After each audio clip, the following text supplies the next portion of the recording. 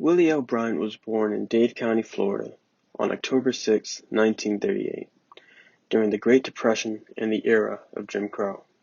During this time, hospitals would not admit African Americans, and white physicians did not want to serve former slaves and their families. In Bryant's interview with Journal News, he opened up about an incident with a doctor that impacted him when he was a boy. When one of Bryant's younger brothers got their finger caught in a can, his mother had to take them to the doctor. They wouldn't be treated. In his hometown, blacks were treated after whites. Bryant and his family had to go to the back door and wait to be seen by a physician. After waiting for a long time, the doctor finally saw his brother. Bryant said that the physician botched his brother's finger. "That's what motivated me," exclaimed Bryant. It was in that moment Bryant decided he wanted to become a physician. Bryant escaped his impervious living conditions of his childhood through education and with the encouragement of his mother, who supported her 7 children by working several domestic jobs. After graduation from high school, Bryant attended Florida A&M University. After graduating from FAMU in 1961, he enlisted and served as an officer in the U.S. Army. While serving his country, he endured many hardships and racial inequality. The use of military benefits made it possible to further his education. No dental schools in Florida would accept him. He couldn't attend University of Florida, University of Miami, or Florida State University. Medical institutions during the 19th and 20th centuries accepted few, if any, African Americans. Howard and Meharry were the only 2 of about 14 other black medical schools to survive the 1910 Flexner Report.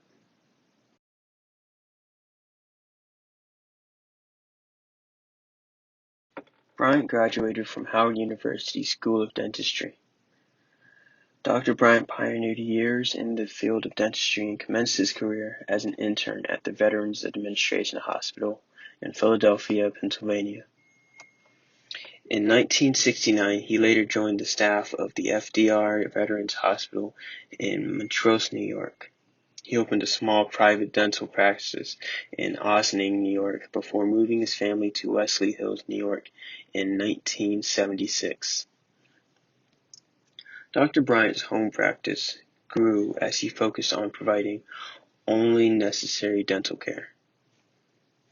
In addition to his private practice, Dr. Bryant worked at the New York State Dental Department, and in 1982 he became the director of dentistry at Letchworth Village. He served in this position for more than 30 years. His offices at Letchworth Village provided dental care for developmentally disabled people.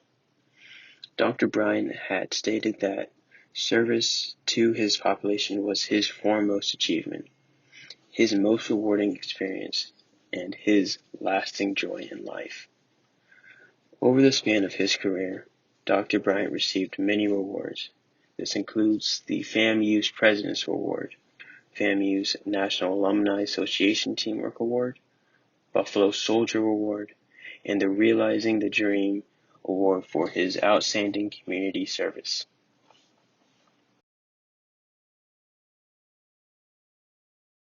Meharry Medical College, named after Samuel Meharry, an Irishman who donated over $30,000 as a promise kept to a former slave family that helped him during the 1820s.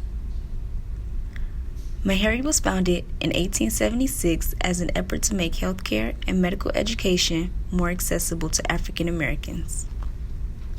It is the largest private institute for professionals in the United States.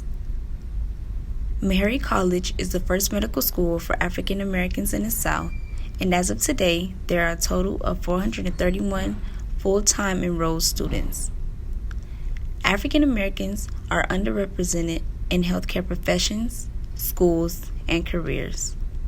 In small communities, low income, or minority, healthcare physicians are limited because those aren't considered the most appealing places to study. However, African Americans tend to practice in locations accessible to African American communities. 3/4 of Meharry graduates practice in underserved rural areas. By 1980, more than 40% of all African American physicians and dentists practicing in the United States were Meharry graduates. Dr. Bryant, along with Meharry Medical School, are pioneers in the field of medicine.